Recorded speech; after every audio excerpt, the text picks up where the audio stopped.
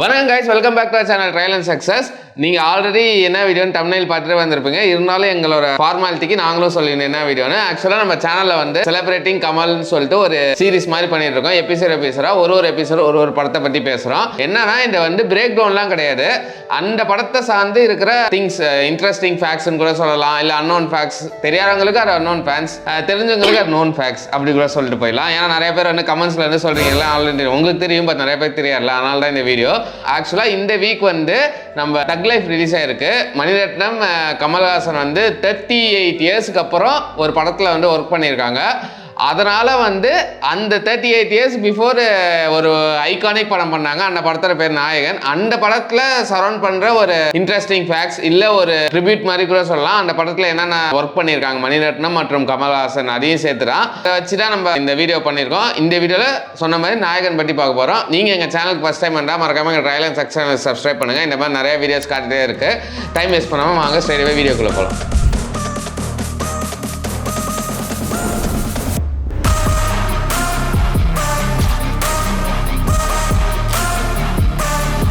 ஒரு பாயிண்டாக பார்ப்போம். இதில் வந்து பாயிண்டாக பார்க்காம ஒரு கோர்வையாக ஒரு கதை மாதிரி சொல்லலாம் அப்படின்னு நான் ஒரு டிசைட் பண்ணியிருக்கேன். அதே மாதிரி இது முன்னாடி சொன்ன மாதிரி தான் ஆல்ரெடி நிறையா கமெண்ட்ஸில் வந்துட்டு நீங்கள் வந்து அப்படியே விக்கிபீடியா எடுத்துருக்கீங்க. இது வந்து மோஸ்ட்டாக நான் சொல்கிறதுல வந்து முக்கால்வாசி விக்கிபீடியா இருக்காது. வேறு இன்ட்ரெஸ்டிங் சோர்சஸ் நிறையா ரெஃபரன்சஸ் கூட நான் சொல்லிடுறேன். நம்ம ஜிவிஎம், மணிரத்னம், நம்ம பரத்வாஜ் வந்து ஒரு பேட்டி செலிப்ரேட் பண்ணியிருப்பாங்க நாயகன், அதுலேருந்து சோர்சஸ். இப்போ தக் லைஃப்பில் நாயகன் பற்றி நிறையா மணிரத்னம் சொன்ன விஷயங்கள், அதர் கமல் சொன்ன விஷயங்கள், ப்ளஸ் அந்த ரிலீஸ் அப்டேட்ஸ் அதெல்லாம் அஃப்கோர்ஸ் விக்கிபீடியாவில் தான் எடுத்துருக்கோம். அதெல்லாம் சேர்த்துட்டா இந்த கோர்வை. ஃபஸ்ட்டு வந்து இந்த க்ரைட்டீரியாவில் வந்து இந்த படம் எப்போ வந்துரு எல்லாரும் தெரிஞ்சிடா 1987 வந்துரு. ஒரு தீபாவளிக்கு அன்னைக்கு வந்த ஒரு படம் தான் இது. இந்த படத்துக்கு ஆப்போசிட்டாக என்ன படம் வந்துருன்னா நம்ம சூப்பர் ஸ்டாரோட மனிதன் வந்து ஆக்சுவலாக மனிதன்னா ஃபஸ்ட்டு வந்து மிகப்பெரிய ஹிட்டு. அந்த ஸ்டார்டிங்கில் எப்போதுமே சூப்பர் ஸ்டாருக்கு இருக்கிற கிரேஸ் தான். பட் நாள் போக்கில் வந்து இந்த படம் எல்லாரும் பார்த்து சூப்பராக இருக்குன்னு சொல்லி அதுக்கப்புறம் இந்த படம் பயங்கர லேட்டாக பிக்கப் ஆகி கிட்டத்தட்ட வந்து ஒரு 175 டேஸ் ஓடி இருக்கு இந்த படம். இந்த படத்தோட பட்ஜெட் என்னன்னா 1 கோடி. அந்த டைமில் வந்து 1 கோடி. இது கலெக்ட் பண்ணர் வந்து இன்னும் ஒஃபிஷியலாக பெருசாக எதுவுமே சொல்லலை. சில ரெக்கார்ட்ஸ் வந்து ஒரு 5 crores சொல்றாங்க. பட் ஒபிஷியல் அப்டேட் வந்து நம்ம ப்ரொடியூசரான முக்தா ஸ்ரீனிவாசனுக்கு மட்டும்தான் தெரியும். அவர் தான் வந்து ப்ரொடியூசர். இந்த படம் இப்படி ஃபார்ம் ஆச்சுன்னு பார்க்க போறோம். ஆக்சுவலாக வந்து நான் ஆல்ரெடி சொன்ன மாதிரி இந்த ப்ரொடியூசர் முக்தா ஸ்ரீனிவாசன் வந்து கமலோட ஆல்ரெடி ஒரு கான்ட்ராக்ட் சைன் பண்ணிட்டாரு. எங்க ப்ரொடக்ஷனுக்காக நீங்க ஒரு படம் பண்ணணும். முக்தா ஸ்ரீனிவாசன் வந்து ஒரு அந்த டைம்லேயே வந்து ஒரு பயங்கரமான பழைய காலத்து ப்ரொடியூசர். நிறைய சிவாஜி, எம்ஜிஆர் வச்சு படம்லாம் பண்ணியிருக்காரு. அவர் வந்து கமல் கான்ட்ராக்ட் சைன் பண்ணி அப்புறம் வந்து என்ன சொல்றாருன்னா, என்கிட்ட காட்ஃபாதர்னு ஒரு படம் இருக்கு, வாங்க அதுவே நம்ம வந்து மாற்றி எடுக்கலாம்னு சொல்லிட்டு சிவாஜி கணேசனை உள்ளே கொண்டு வராரு.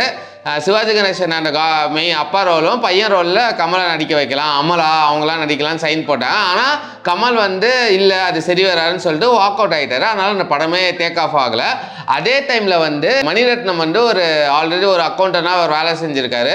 ஏதோ ஒரு கனெக்டில் வந்து கமலோட ஃபர்ஸ்ட்லேருந்தே கனெக்டில் இருந்திருக்காரு. கமல் ஃபேமிலி அண்ட் கமலோட இருந்திருக்காரு. அவர் வந்து படம் பண்ணுறேன் அப்படின்னு போகும்போது அவரோட ஃபர்ஸ்ட் படம் வந்து பல்லவி அனுபல்லவி, அதெல்லாம் ஃபர்ஸ்ட் படம். அந்த படத்தை வந்து கமல் கிட்ட தான் ஸ்டோரி சொல்லியிருக்காரு. கமல் வந்து இந்த ரிட்டர்ன் என்ன சொல்றாரு, என்கிட்ட ஒரு 5 ஸ்டோரி இருக்கு, நீங்க இதை கேளுங்க, அதை நம்ம எடுக்கலாமான்னு பாருங்கன்னு சொல்லும்போது, இல்ல சார் நம்ம இதே பண்ணலாம்னு சொல்லும்போது கமலுமே சரி ஓகே பண்ணலான்னு ஒரு கட்டத்தில் போகும்போது, ஆனா என்ன ஆச்சுன்னா கமலுக்கு வந்து கால் ஷீட் ப்ராப்ளம் ஆயிடுச்சு. அதனால அவர் வந்து அந்த படம் பண்ண முடியாம போய் இவருமே வந்து தமிழில் அந்த படம் எடுக்க முடியாமல் கனடாவில் போய் அனில் கபூர் வச்சு அந்த படம் எடுத்தார். அதுதான் வந்து அந்த பல்லவி அனுப்பல்லியாக மாறிச்சு. அப்பயே பண்ண வேண்டியது தட்டி போயிடுச்சு. அதுக்கப்புறம் வந்து நம்ம ஐகானிக் மௌன ராகம் அதெல்லாம் எடுத்துட்டு திருப்பி வாங்க அப்படின்னு சொல்லிட்டு ஒரு படம் பண்ணலாம் அப்படின்னு சொல்லும்போது கமல் வந்து ஆல்ரெடி ஒரு வழக்கம் போல் ஒரு எப்போதுமே ஒரு ரீமேக் படம் பண்ணுவார்ல. ஹிந்தியில் ஒரு படம் பார்த்து இம்ப்ரெஸ் ஆகி 1970s வந்த ஒரு படம், பழைய படம் தான். பட் இதை நீங்கள் ரீமேக் பண்ணலான்னு மணிரத்னம் கிட்ட போய் சொல்லியிருக்காரு. மணிரத்னம் வந்து இல்லை எனக்கு ரீமேக்லாம் வேணாம், நான் வந்து ஒரிஜினல் தான் எடுப்பேன் அப்படின்னு சொல்லியிருக்காரு. அப்புறம் தான் வந்து என்ன சொன்னார்னா, முக்தா ஸ்ரீனிவாசனோட எனக்கு ஆல்ரெடி சைன் ஆயிருக்கு கான்ட்ராக்ட், அவர் கூட பண்ணலாம் படம்னு சொல்லும்போது இவர் என்ன சொன்னார், திருப்பி முக்தா ஸ்ரீனிவாசன் இங்கிலீஷ் படத்தை பார்த்து இந்த படத்தை சார்ந்தே எடுக்கலாமான்னு கேட்கும்போது இல்லை அது வேணான்னு சொல்லிட்டு மணிரத்னம் ஒரு இங்கிலீஷ் படம் சொல்லியிருக்காரு, இதை பண்ணலாம். இல்லை எனக்கு இன்னொரு ஒரு ஸ்டோரி இருக்கு, வேலு நாயக்கர்னு சொல்லிட்டு அண்டர்வேர்ல்ட் டானு, அவர் வந்து மும்பையில் வந்து ஒரு பெரிய ஆள், அவர் ஸ்டோரியை வந்து நம்ம எடுக்கலாம் அப்படின்னு மணிரத்னம் ஐடியா சொன்னோன்னே ப்ரொடியூசர் வந்து மோர் வந்து அந்த இங்கிலீஷ் படத்தோட ரீமேக் தான் ப்ரிஃபர் பண்ணிருக்காரு. பட் கமல் வந்து வேணாம் இதே எடுக்கலாம்னு சொன்னானே அப்படிதான் வந்து இந்த படம் வந்து நாயகனா ஃபார்ம் ஆயிருக்கு. ஆக்சுவலா இந்த நாயகன் எல்லாருக்கும் தெரிஞ்ச மாதிரி ஒரு அண்டர்வேர்ல்ட் டான், தமிழ் இங்க இருந்து திருநெல்வேலியிலன்னு போயிட்டு அங்க பாம்பேயை ரூல் பண்ண வரதராஜ முதலியார்னு சொல்ற ஒரு பர்சனரை கிட்டத்தட்ட ஒரு பயோபிக் மாதிரி, ஆனா ஃபுல் பயோபிக் கிடையாது, நிறைய சேஞ்சஸ் பண்ணியிருக்காரு. அதே மாதிரி இந்த பயோபிக் எடுக்கிறதுக்கு முன்னாடி எல்லாருக்கும் தெரிஞ்சிடறான் மணிரத்னம் போய் வரதராஜ முதலியார்கிட்டே ஸ்ட்ரெயிட்டா போய் பர்மிஷன் வாங்கி தான் எடுத்தாரு.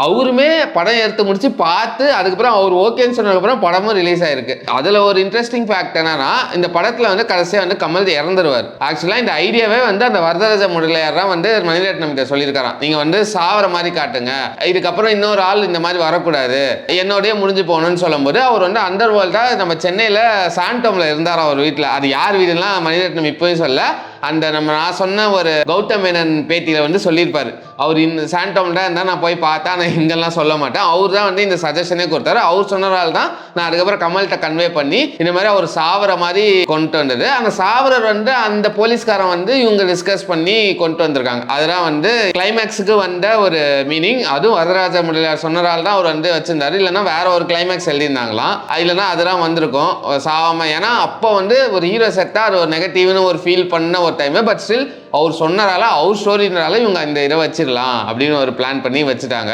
அதை தாண்டி வந்து இந்த படத்துல வந்து கமல் வந்து வயசானவரா பண்ணியிருக்காரு. அவர் அந்த வயசு இது தெரியணும், நம்ம ஃபேக் பண்ணக்கூடாது. ஏன்னா அப்போ நடிக்கும் போது Kamal is an young age, ஓகேவா? அப்போ என்ன பண்ணிருக்காரு, நம்ம எல்லாமே வயசு தெரியணும்னு சொல்லிட்டு ஃபால்ஸ் டீத் வச்சு படம் ஃபுல்லா அந்த வயசான கேரக்டர் நடிச்சிருப்பாரு. அவர் மட்டும் நடிக்காம டெல்லி கணேஷ் அவங்க கூட இருக்கிறாங்க தெரியுமா, அவங்கெல்லாம் கூட வயசானவங்க மாதிரி பண்றதுக்கு வேற வேற கெட்டப் சேஞ்சஸ், இம்ப்ரோவைசிங் நிறைய பண்ணிருக்காங்க.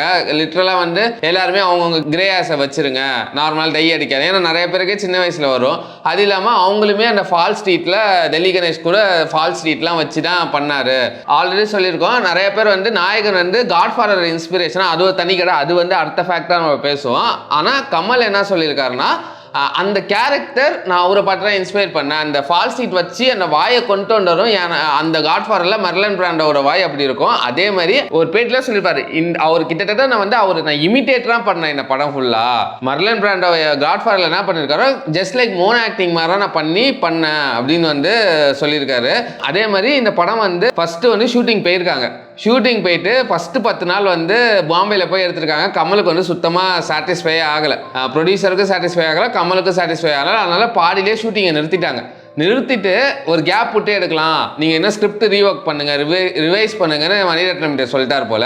மணிரத்னம் இல்லை எனக்கு நம்பிக்கை கொடுங்கன்னு சொல்லிட்டு ப்ரொடியூசருக்கு தெரியாமல் கமலை மட்டும் கூப்பிட்டுட்டு ஒரு 3 நாள் ஷூட்டிங் பண்ணாராம். அந்த கேரக்டர் ஸ்கெட்சை வந்து சொல்லி பண்ணாராம். அந்த 3 நாளில் கமல் ரொம்ப இம்ப்ரெஸ் ஆகி அதுக்கப்புறம் கமல் வந்து ப்ரொடியூசர்கிட்ட பேசி திருப்பி வந்து ரீஷூட் பண்ணாங்களாம்.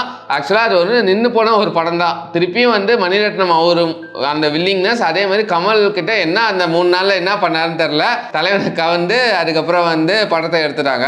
லிட்டரலாக வந்து பிளான் பண்ணது வந்து பாம்பேயில் தான் ஃபுல்லாக ஷூட்டிங் பண்ணணும். பட் அவங்க என்னன்னா இந்த மாதிரி நிறையா கன்ஸ்ட்ரெயின் இருந்ததால லிட்டரலாக பாம்பேயில் ஷூட் பண்ணது மொத்தமே 15 நாள் தான். அந்த சரண்யா போர்ஷனு, அந்த நம்ம தாஜ் ஹோட்டல் கேட்டாப்ல இந்தியா கேட்டு, இந்த மாதிரி போர்ஷனில் மட்டும் ஒரு 15 நாள் எடுத்திருக்காங்க. மீதி எல்லாமே நம்ம ஓஎம்ஆரில் வந்து செட்டு போட்டு தான் எடுத்திருக்காங்க. அந்த செட்டு வந்து யார் போட்டார்னா நம்ம தோட்டாதாரணி, அவர் தான் ஆர்ட் டைரக்டர் இந்த படத்துக்கு தான். இதில் வந்து என்னன்னா செட்டில் வந்து ஆக்சுவலாக ஒரு கமல் வந்து ஒரு வீட்டில் இருப்பார். அந்த வீடும் மாற்றி நிறைய சீன்ஸை வந்து வேற போர்ஷனை வந்து மாற்றி அதே செட்டை நிறைய இடத்துக்கு யூஸ் பண்ணியிருக்காங்க. வீடாகவும் யூஸ் பண்ணியிருக்காங்க, ஒரு பப்பு சீக்வன்ஸாகவும் யூஸ் பண்ணியிருக்காங்க, ஒரு பாட்டுக்கும் யூஸ் பண்ணியிருக்காங்க. தோட்டாதாரணி ஒரே செட்டை வச்சு ப்ராப்ஸை மட்டும் மாற்றி இன்ட்ரெஸ்டிங்காக நிறைய இது வந்து மாற்றிருக்காரு. அது ஒரு இன்ட்ரெஸ்டிங்கான விஷயம் இதை சுற்றி சரௌண்ட் ஆனது. அதை தாண்டி வந்து இந்த படத்தில் வந்து பிசி ஸ்ரீராம் வந்து கேமரா ஒர்க் பண்ணியிருக்காரு. எப்போதுமே கமல் பண்ணால் புதுசு. இந்த படத்தில் என்ன புதுசாக பண்ணியிருக்காங்கன்னா, இப்போ ரீசெண்டாக வந்து மணிரத்னம் வந்து தெரிஞ்சு சுதீர்லேயே தெரியல சினிமா அதில் சொல்லியிருப்பாரு, இதான் இந்தியாவில் படத்திலே frame within a frame try பண்ணது இதான் ஃபர்ஸ்ட் டைமா, ஓகேவா? நிறைய படம் ஃபுல்லாகவே நிறைய மிரர் ஷாட்ஸ் இருக்கும். மிரர் ஷாட்ஸில் எப்படி இருக்குன்னா, கமல் நிற்பார், இந்த பக்கம் ஒரு ஷாட் நடக்கும், அதான் ஒரு ஃப்ரேம்குள்ளே இன்னொரு ஃப்ரேம், ஆல்ரெடி ஒரு ஃப்ரேம் தான், மிரர் இன்னொரு ஃப்ரேம். ஆக்சுவலாக இதான் ஃபஸ்ட் டைம் வந்து ஃப்ரேமுக்குள்ளே ஃப்ரேம் வந்து ட்ரை பண்ணுது. ஆல்ரெடி வந்து பிசி ஸ்ரீராமும் அவரும் வந்து முன்னேறி மௌனராகத்திலே ஒர்க் பண்ணியிருக்காங்க. அதோட கண்டினியூஸ் தான். அதில் வந்து எதுவுமே செட்டுன்னு தெரியாது. அதுக்கான ஒர்க் வந்து பிசி ஸ்ரீராமுக்கு ஈக்குவலாக இருக்கணும், தோட்டாதாரணிக்கு கொடுக்கணும். ஏன்னா இது வரைக்கும் மணிரத்னம் வந்து இதான் ஃபர்ஸ்ட் டைம் வந்து ஒரு படத்தில் வந்து செட்ஸ் யூஸ் பண்ணுது. மோஸ்ட்டாக வந்து செட்ஸ் ப்ரிஃபர் பண்ண மாட்டார் இப்போ வரைக்குமே. அதே மாதிரி இந்த படத்தில் வந்து சரண்யா தான் நடிச்சிருப்பாங்க. ஆக்சுவலாக இவங்க வந்து ஃபர்ஸ்ட் ஒரு பெங்காலி ஆக்ட்ரஸ் போயிருக்காங்க, ஒரு ஃப்ரெஷ் ஃபேஸ் வேணும் அப்படின்னு வந்து மணிரத்னம் வந்து ஸ்ட்ராங்காக இருந்தாராம். அந்த ஃப்ரெஷ் ஃபேஸ் வந்து பெங்காலி ஆக்ட்ரஸ் போகலாம் அப்படின்னு சொல்லிட்டு 2 பேர் போனாங்க. பட் யாருமே ஒரு ஆக்ட்ரஸை சொல்லிட்டாங்க, பட் அவங்களால வர முடியல கடைசி நேரம்.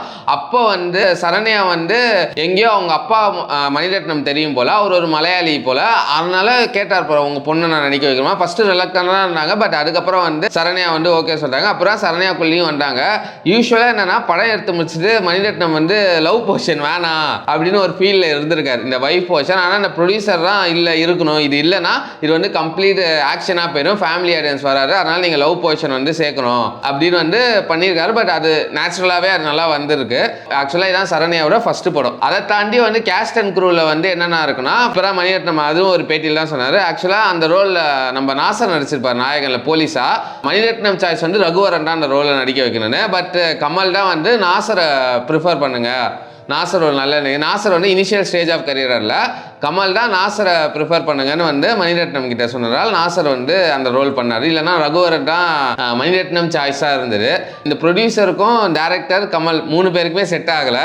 ஆக்சுவலாக டேரக்டர் மணிரத்னமும் கமலுக்கும் பெருசாக இல்லை, பட் ப்ரொடியூசருக்கும் செட் ஆகலை. என்ன ஆச்சுன்னா படம் வந்து இனிஷியலாக 3 மணி நேரம் எடுத்து முடிச்சது 3 மணி நேரம். நம்ம கண்டுகொண்ட ஒரு காமெடியோட கட், இப்படி ஒரு கட் அப்படி ஒரு கட்டுன்னு இவங்க வந்து கமலுக்கும் மணிரத்னமே தெரியாமல் அந்த முக்தார் ஸ்ரீனிவாசனை ரிலீஸ்க்கு 2 நாளைக்கு முன்னாடி படத்துல நிறைய சீனை கட் பண்ணிட்டாராம். எடிட்டரை கான்டாக்ட் பண்ணி நிறைய சீன்லாம் கட் பண்ணி, ஏன்னா இந்த சீன்லாம் தேவையில்லை, இதெல்லாம் வந்து கிறிஸ்பாக இருக்கணும், ஃபேமிலி சப்ஜெக்ட், அதனால தான் லவ் போர்ஷன் வந்து அதுக்கப்புறம் லவ் போர்ஷன் வந்து அவர் கொஞ்சம் இன்சர்ட் பண்ணியிருக்காரு. அதே மாதிரி நிறைய போர்ஷன் வந்து கட்டி எடுத்திருக்காரு. ஏன்னா படம் வந்து 2.5 மணி நேரம் க்ளோஸ் டு 2.5 மணி நேரம் கிட்ட போனால் நல்லா போகும், கமர்ஷியலாக போகும், நான் தான் காசு இன்வெஸ்ட் பண்ணியிருக்கேன் அப்படின்னு சொல்லிட்டு. அதே மாதிரி ஒரு பேட்டியில் வந்து கமல்லாம் வந்து தெரியாது நான் வளர்த்து விட்டேன் அப்படிலாம் சொல்லும்போது கமல் வந்து ரீசெண்டாக அதுக்கு வந்து ஒரு இன்டர்வியூ சொல்லியிருப்பாரு. அவர் வந்து ரொம்ப மணி மைண்டர் ஆள், அவருக்கு ஆர்ட்னா என்னன்னே தெரியாது, அவர் ஃபோக்கஸ்லாம் மணி மைண்டர் தான், அதனால தான் எங்களை கேட்காமலே கடைசி நேரத்தில் வந்து எங்களுக்கு நாலேஜ் இல்லாமலே எடிட் பண்ணி விட்டுட்டாரு, நாங்களே படத்துலலாம் பார்த்தோம், அதனால நிறைய பிரச்சனை வந்துடுன்னு அப்படின்னு வந்து சொன்னார். கிரைட்டீரியா இல்லை இன்ட்ரெஸ்டிங் ஃபேக்ட்ஸ்னா மியூசிக். ஓகேவா, படம் வந்து இளையராஜா தான் கம்போஸ் பண்ணாரு. படம் ஸ்டோரி சொல்லும் போது அந்த சிட்டிங் ஸ்டோரி முடிச்சோடனே இளையராஜா வந்து தென்பாண்டி சீமையில வந்து பாட்டு வந்து அங்கேயே கம்போஸ் பண்ணிட்டாராம். அதே மாதிரி இந்த படத்துல வந்து நிலா அந்த வானத்து மேல வந்து எழுதினர் வந்து நம்ம இளையராஜா, அந்த சாங் வந்து இளையராஜா தான் எழுதியிருப்பாரு. அது ஒரு இது. அதே மாதிரி பயங்கர அந்த தீம் மியூசிக் நம்மளுக்கே தெரியும் சமைத்து. அது இல்லாம ஒரு இன்ட்ரெஸ்டிங் ஃபேக்ட்னா அது வந்து இளையராஜாவோட 400வது படம், இளையராஜாவோட 400வது படம் வந்து நாயகன். அப்புறம் வந்து நெக்ஸ்ட் வந்து என்னன்னா இந்த படத்துக்கு வந்து ஸ்டண்ட் மாஸ்டர் வந்து மணிரத்னம் வந்து ஷோலேயோட ஸ்டண்ட் மாஸ்டர் தான் பண்ணலாம் அப்படின்னு கேட்டிருந்தார் போல. பட் வந்து அவர் வந்து சேலரி பயங்கரமாக கேட்டதால ப்ரொடியூசர் அஃபோர்டபுள் இல்லைன்னு சொல்லிட்டு வேணான்னு சொல்லிட்டாரு. அதை தாண்டி வந்து இந்த படம் வந்து 3 நேஷனல் அவார்டு வாங்குச்சு. ஒன்று வந்து கமல் வாங்கினார் பெஸ்ட் ஆக்டருக்கு, பிசி ஸ்ரீராம் வந்து பெஸ்ட் சினிமாட்டோகிராஃபருக்கு வாங்கினார், அப்புறம் வந்து தோட்டாரண்ணி வந்து பெஸ்ட் ஆர்ட் ஒர்க்குக்கு வாங்கினார். 3 பேருமே ஒரு தரமான ஒர்க்கு தான். அந்த பாம்பே வந்து ரீக்ரியேட் பண்ணியிருப்பாங்க தோட்டாரண்ணி, அதை வந்து விஷுவல்ஸ் கொடுத்த இது, அப்புறம் ஆக்டிங் பண்ணது. அதே மாதிரி எல்லாருமே வந்து சொல்கிறது இது வந்து காட்ஃபாதர் இன்ஸ்பிரேஷன். ஏன்னா இது வந்து இப்போ கேங்ஸ்டர்னு பார்த்தா இந்தியாவில் இதான் ரெஃபரன்ஸ் பண்ணால் இதுதான் அப்படின்னு இப்போ வரைக்குமே இருக்கிற ஒரு படம் தான். எந்த கேங்ஸ்டர் படம் இப்போ இருந்தாலும் நாயகனில் இருக்கிற ஒரு சீன் இல்லாமல் இருக்கவே இருக்காரு, அந்த ரெஃபரன்ஸ் இல்லாமல் இருக்கவே இருக்காரு. ஆனால் நாயகனோட ரெஃபரன்ஸ் இன்னமும் காட்ஃபாதர்னு அந்த ப்ரொடியூசர் நம்ம சொன்னாலும் முக்தா அவருமே சொன்னார் அது காட்ஃபாதர் தான் அப்படி இப்படின்னு சொல்லிட்டு. அப்புறம் வந்து once upon a time in America அப்படின்னு ஒரு படத்தை 2 சேர்ந்து தான் 1984 வந்த படம், 2 சேர்த்து தான் நான் மணிரத்னம் காப்பி அடிச்சிட்டாரு அப்படின்னு முக்தா ஸ்ரீனிவாசன் கிளப்பி விட்டாரா வந்து 4 போக்கில் வந்து எல்லாருமே இப்படி வந்தரா சொல்லிட்டு இருக்காங்க. ஆனால் மணிரத்னம் என்னைக்குமே அதை ஒத்துக்கிட்டே இல்லை, நானுமே அதை ஒத்துக்க மாட்டேன். நான் காட்ஃபாதர் பார்த்ததில்ல, எனக்கு வந்து அந்த படத்துக்கும் இந்த படத்துக்கும் டிஃப்ரென்ஸ் இல்லை. எனக்கு பர்சனலாக இருக்கிறவங்க அந்த கமலோட கேரக்டரைசேஷன் வந்து அப்படிதான் இருக்கும். அது இல்லாமல் கமல் வந்து மொனாக் பண்ணுறாரு, அதுவுமே ஓகே தான். எனக்கு வந்து அந்த காட்ஃபாதர் பயங்கர இன்ஸ்பிரேஷன் வந்து தேவர் மகன் தான் சொல்லுவேன். தேவர் மகன் தான் அப்படியே காட்ஃபாதர் மாதிரியே இருக்கும், ஆனால் நாயகன் என்னைக்குமே இருக்காரு. அது இல்லாமல் நாயகன் வரத்துக்கு அப்புறம் தான் காட்ஃபாதரோட கடைசி பாட்டு வந்துரு. நாயகனில் ஒரு ஒரு டிப்பிக்கல் சீன் வந்து அந்த காட்ஃபாதர் 3ல வந்து அந்த கோர்ட் ரூம் சீன் ஒன்று வரும். அது இப்படின்னே தெரியாது, அது வந்து மேட்ச் ஆயிருக்கும். அது வந்து காட்ஸ் கிரியேட்டிவ் இல்லை அவங்களோட கிரியேட்டிவிட்டியான்னு தெரியல, அது மேட்ச் ஆயிருக்கும். ஆனால் என்னை பொறுத்த வரைக்கும் நான் மணிரத்னம் சொல்கிற மாதிரி நானுமே இந்த படம் ஒத்துக்க மாட்டேன். இது காட்ஃபாதர் இன்ஸ்பிரேஷன் நான் ஒத்துக்கவே மாட்டேன். மேபி தேவர் மகன் சொல்லலாம், தேவர் மகன் வந்து ஒத்துப்பேன். பட் இது கிடையாது, என்றைக்குமே மணிரத்னமாக அதை ஒத்துக்கிட்டதும் கிடையாது. கமல்ஹாசன் கூட அந்த கேரக்டர் மட்டும்தான் நான் எடுத்தேன். அதனால தான் வந்து இவங்க வந்து முக்தா ஸ்ரீனிவாசனை வந்து ஒத்துக்கவே இல்லை. நிறைய விஷயம் கான்ட்ரரியாக இருந்தது, அதான் ஒரு ரீசன். அது இல்லாமல் இந்த படம் வந்து இத்தனை வருஷமும் கழிச்சு இது ஒரு ரெஃபரன்ஸ்னா அவ்வளோ பெரிய ஒர்க்கு தான், அது கிரெடிட்ஸ் கொடுத்தே ஆகணும்னா. நம்ம 2005ல நினைக்கிறேன் ஃபோர்ப்ஸில் ஆக சிறந்த படத்தில் நாயகன் தான் மொதல் படம். இப்போ வரைக்கும் இந்தியாவில் டாப் 15 படத்தில் நம்ம லிஸ்ட் எந்த இதில் எடுத்தாலும் நாயகன் இல்லாமல் அந்த லிஸ்ட் இருக்கவே இருக்காரு. ஏன்னா அந்த மாதிரியான ஒரு படம் தான் இது. அதே மாதிரி அந்த மறு வருஷம் 1988ல் வந்து இந்தியாவோட ஒஃபிஷியல் சப்மிஷனாக இந்த படம் தான் ஆஸ்கருக்கு போச்சு. ஜெயிக்கல, பட் போச்சு. இதெல்லாம் தான் வந்து நாயகன் சுற்றி இருக்கிற ஒரு இன்ட்ரெஸ்டிங் ஃபேக்ட்ஸ் மாதிரி ஒரு பெரிய வீடியோ மாதிரி தான் தெரியுது. நீங்கள் ஏதாவது உங்களுக்கு தெரிஞ்ச ஃபேக்ட்ஸ் ஏதாவது நான் விட்டுனா கண்டிப்பாக கமெண்ட் செக்ஷனில் பண்ணுங்க. இல்லை உங்களுக்கு எல்லாம் தெரியும்னா பரவாயில்ல, நிறைய பேருக்கு அது தெரியாது. ஸோ அவங்களுக்கான ஒரு வீடியோவாக கூட இருக்கலாம். அதே மாதிரி வீடியோ பிடிச்சிருந்தா மறக்காமல் லைக் பண்ணுங்கள், உங்கள் ஃப்ரெண்ட்ஸ் அண்ட் ஃபேமிலி சர்க்கிளுக்கு ஷேர் பண்ணுங்கள். அடுத்த வீடியோவில் பார்க்குற வரைக்கும் பாய்.